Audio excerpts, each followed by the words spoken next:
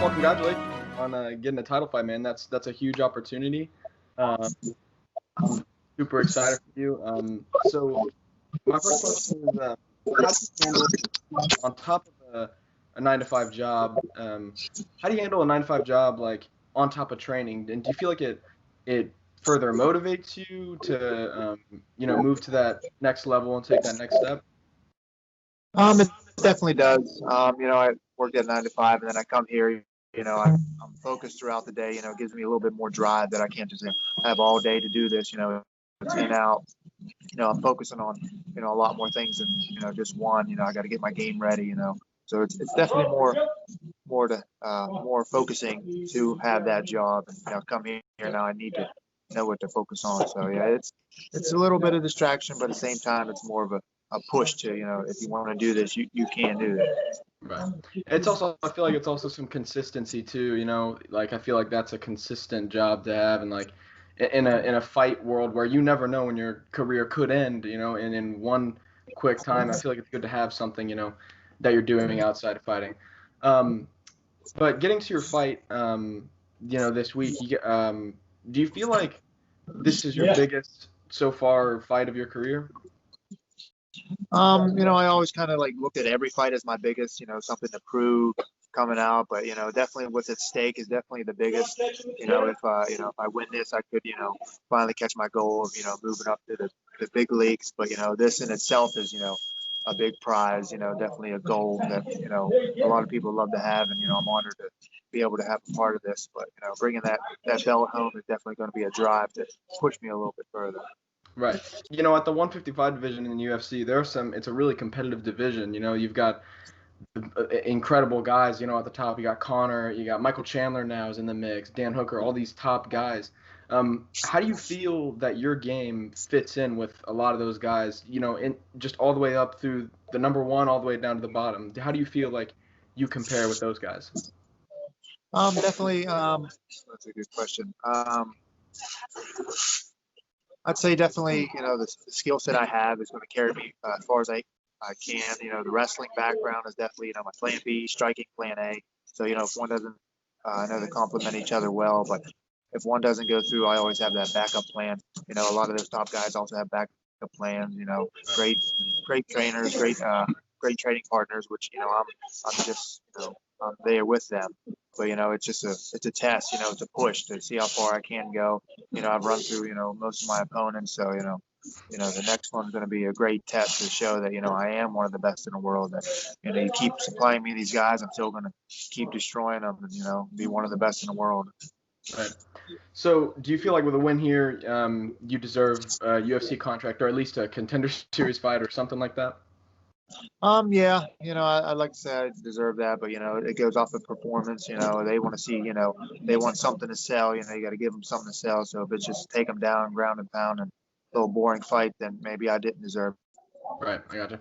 So your opponent, Arthur Estrazulas, his jiu-jitsu is, spoken for in itself. His record, he's got 8 submissions, but you yourself, 5 of your 10 wins have come off submissions.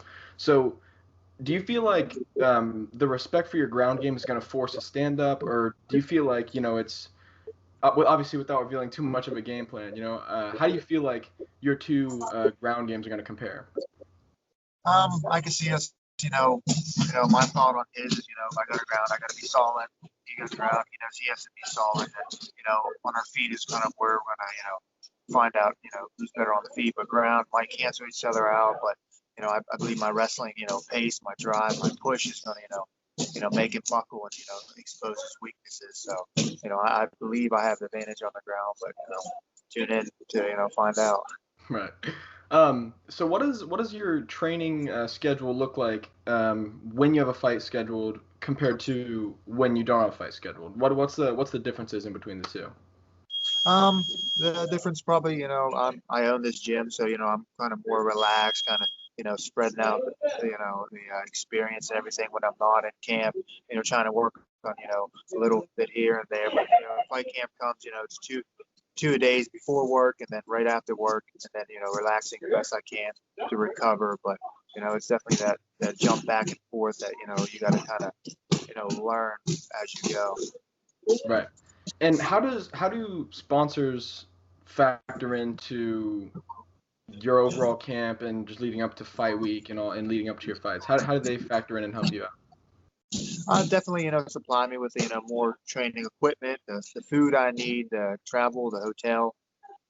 Travel is big because, I go and train and, with all these other, top UFC guys and, down to Florida and everything. So it's a huge factor. It's a huge blessing to have them, on my side to, really, to care, to see me, move on, see my dream come true. So, the goal is definitely the UFC, and, without sponsors, it's hard to make that dream happen. Right.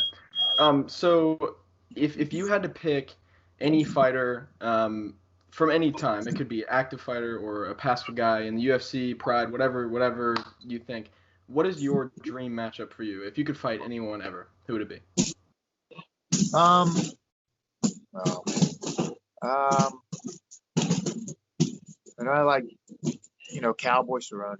I'd say he's just so wiry and just unpredictable that you got to be on your top game if you're ever gonna, think about competing with him. And I mean, I believe he's fought at 155 before. So I mean, it's right there. So I mean, it could be a reality, down along the line. So Right. that'd be awesome to have. Right. He certainly is a staple of MMA. I mean, throughout history, he's got a ton of fights, a ton of bonuses. I mean, that's one guy that would be a super fun fight to watch against anyone. Oh Um, yeah. yeah. So, who to you then is your goat of MMA? Like, who do you think is the best of all time is? Outside of yourself, of course. I'd have to go Silva. The Spider. He just did what no one could do, and just made it look effortless. To the point of I mean, besides him breaking his leg and had that horrible comeback, but it was just until that point, like he was untouchable, and it's just he'd love to be at that point, but so many people tried and failed, and he's the goat in my mind. So, you said you own the gym, or do you feel like um, owning a gym has kind of changed your mindset to fighting? And do you feel like maybe coaching or managing or somewhere would be somewhere in your future? Definitely, that was the whole goal, make it, as far as I could, and then, open up my own gym. And, this just came on a little earlier to make me really focus and, drive and push to what I, have in front of me to make it even better, to where I can come here full time and not just, run after work and, hey guys, what's up? And, breeze through things and worry about myself. It's definitely the goal, but, I'd love to see that happen one day for sure. Right. Well, hey man, that's all the questions I got for you. I really appreciate you doing this. It means a lot.